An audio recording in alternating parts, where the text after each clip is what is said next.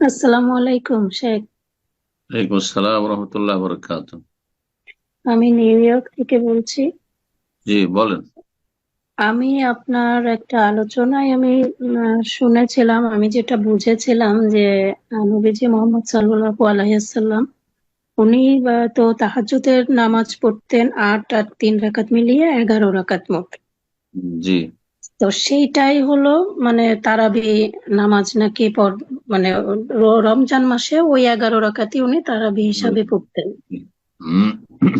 তো এখন আমি আমার প্রশ্নটা হলো এরকম যে আমি রমজান মাসে এসার পরে আমি এশার নামাজটা কমপ্লিট করলাম, বিতের নামাজটা বাদ রাখলাম, রেখে আমি যদি হুম। ওই তাহাজ্জুদি পড়ি ১১ রাকাত করে মিলিয়ে, আমি যদি তারাবিটা যদি না পড়ি, তো এরকম করে পড়া যাবে কিনা? অথবা আমি তারাবিও পড়লাম ৮ রাকাত, আবার ওদিকে যে তাহাজ্জুদও ৮ রাকাত পড়লাম, শেষে বিতের ১১ রাকাত পড়লাম, আসলে কোনটা বেশি উত্তম হবে? মানে টোটাল আপনি কত রাকাত পড়তে চাইছেন? আমি চাইতেছি ১১ রাকাত, ওই যে ৮ রাকাত আর ৩ রাকাত। তো তো আট এটা রাকাত আমি কবার করে পড়ে? 8 রাকাত তো প্রথম রাতে পড়ে ফেললেন, আবার আট তো আট আট 16 হলো না? আপনি হ্যাঁ, 16 হ্যাঁ, রাকাত পড়তে চাইছেন? হ্যাঁ, তাহলে আমি যদি এই পাশে যদি পড়ি, তাহলে সেটা আবার ওই পাশে আবার আরো ৮ পড়লাম, এই ১৬ হলো। তাহলে জি। এটা উত্তম বেশি, নাকি আমি যদি শুধুমাত্র ৮ই পড়লাম তাহাজ্জুদের হিসাবে, তারাবি আমি পড়লামই না, সেটাতে কোনো সমস্যা হবে কিনা? দেখেন, আপনি বিষয়টা যদি বুঝে থাকতেন তাহলে মনে হয় আরো ক্লিয়ার হতো। তো একটু আরো ক্লিয়ার করি। সেটা হচ্ছে তারাবি এবং তাহাজ্জুদ একই নামাজের ভিন্ন ভিন্ন নাম। তো যখন একই নামাজ মানে ওই ৮ ৩ ১১ রাকাত নামাজের নাম হচ্ছে তাহাজ্জুদ গোটা বছরে। আর রমজান মাস আসলে তাহাজ্জুদও সেটির নাম, আর তারাবিও সেটির নাম, কিয়ামুল লাইল সেটির নাম, কিয়ামে রমজান সেটির নাম, সালাতুল লাইলও সেটির নাম, এই ৫টি নাম। সুতরাং নামাজ একটি। এই ক্ষেত্রে সবচাইতে উত্তম সুন্নাহ হচ্ছে নবী সাল্লাল্লাহু আলাইহি ওয়াসাল্লামের রাকাত সংখ্যার সুন্নত হচ্ছে ৮ ৩ ১১।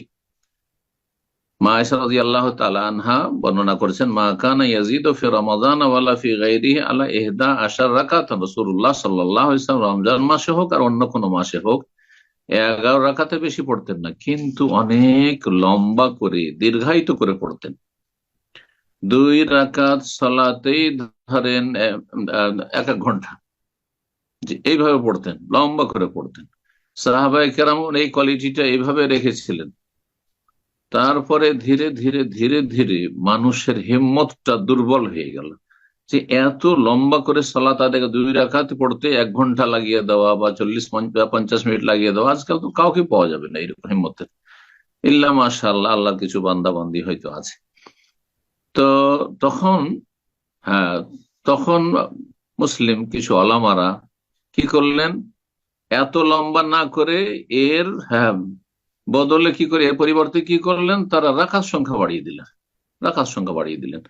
তারপরে ধীরে ধীরে কেউ ৮ ৩ ১১ জায়গায় ১৮ পড়তে লাগলেন, ২০ পড়তে লাগলেন, কেউ ২৪ পড়তে লাগলেন, কেউ ২৬ ২৮ পড়তে লাগলেন, কেউ ৩২ ৩৪ ৩৫ পড়তে লাগলেন, কেউ ৩৮, এমনকি তাবেইনদের যুগে মদিনায়, হ্যাঁ, লোকেরা ৪১ রাকাত পড়তো, মানে ৪০ রাকাত পড়ে ১ রাকাত ভেতর পড়তো, অথবা ৩৮ পড়ে ৩ রাকাত ভেতর পড়তো। কিন্তু তারা নফলের নিয়তে পড়তো। এইটা কেউ দাবি করতো না যে রাসূলুল্লাহ সাল্লাল্লাহু আলাইহি ওয়াসাল্লাম ৪১ রাকাত পড়েছেন। যেমন আজকাল কিছু লোকেরা, যেমন হানাফি ভাই বোনেরা দাবি করে থাকে যে নবী সাল্লাল্লাহু আলাইহি ওয়াসাল্লামের সুন্নত হচ্ছে ২০ রাকাত। এই দাবিটা তাদের ভুল।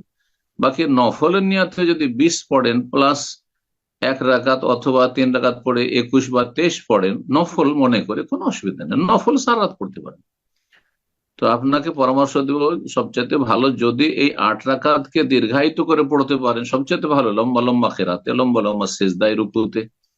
যদি তা সম্ভব না হয়, মনে করেন যে আমি রাকাত সংখ্যা বাড়াবো, তাহলে আপনি এই বিশ্বাসটা রাখবেন যে রাসূলুল্লাহ সাল্লাল্লাহু আলাইহি ওয়াসাল্লামের সংখ্যার সুন্নাত হচ্ছে ১১, কিন্তু আমি বাকি যেটুকু পড়ছি ১৬ পড়বো বা ২০ পড়বো বা ২৪ পড়বো বা ৩০ পড়বো, ৪০ পড়বো, আর শেষখানে বেতর পড়বে, এগুলি আমার নফল নামাজ। নফল পড়তে কোনো অসুবিধা নেই। সালাতুল লাইলে মাসনা মাসনা, রাতের সালাত হচ্ছে দুই দুই করে। ফাইজা খাসি আহাদুকুম সুবহা, তারপর দুই দুই করে পড়তে পড়তে যখন ফজর হওয়ার আশঙ্কা হলো শেষখানে বেজোরটা পড়ে নেন, মানে বেতরটা পড়ে নেন। সারা রাতে যা পড়লেন তা বেজোড় হয়ে গেল, বেতর হয়ে গেল। জি, সুতরাং 16 পড়তে অসুবিধা নেই, কিন্তু আপনি 16-কে নবী সাল্লাল্লাহু আলাইহি ওয়াসাল্লামের সুন্নত বলবেন না। নবী সাল্লাল্লাহু আলাইহি ওয়াসাল্লামের সুন্নত হচ্ছে 8-3-11 রাকাতি, কিন্তু বাকিটা আমি পড়েছি নফলের নিয়তে পড়েছি, কোনো অসুবিধা নেই। সেটা ভেঙে ভেঙে কয়েকবারে পড়েন, একবারই পড়ে নেন, এই রাতে কিছু পড়লেন, সেই রাতে শেষ রাতে কিছু পড়লেন, কোনো অসুবিধা নেই। বারাকাল্লাহ ফিক। শেষ রাতের এবাদত, হ্যাঁ শেষ রাতের এবাদত প্রথম রাতের চাইতে উত্তম। ওমর রাদিয়াল্লাহু তাআলা আনহু একটি বক্তব্য রয়েছে, যখন তিনি তারাবি বা জামাত 30 দিন শুরু করে উবাই বিন কাবের ইমামতিতে, তামিমদার ইমামতিতে, বললেন যারা এখন সালাত আদায় করেছে এশা পরে তাদের চাইতে উত্তম ওরা যারা এখন না পড়ে শেষ রাতে পড়ছে। তো শেষ রাতে যদি পড়তে পারেন তো ওইটা বেশি উত্তম। অথবা কিছু পড়লেন আপনি, এখানে 4 রাকাত পড়লেন প্রথম রাতে, আর বাকি 4 রাকাত শেষ রাতে পড়লেন। আর যদি মনে করেন যে আমি সংখ্যা বাড়াবো 11 চাইতে বেশি, বেতরটা শেষখানে রাখবেন, আর নফলের নিয়তে যত বাড়াবেন কোনো অসুবিধা নেই। বারাকাল্লাহ ফিক।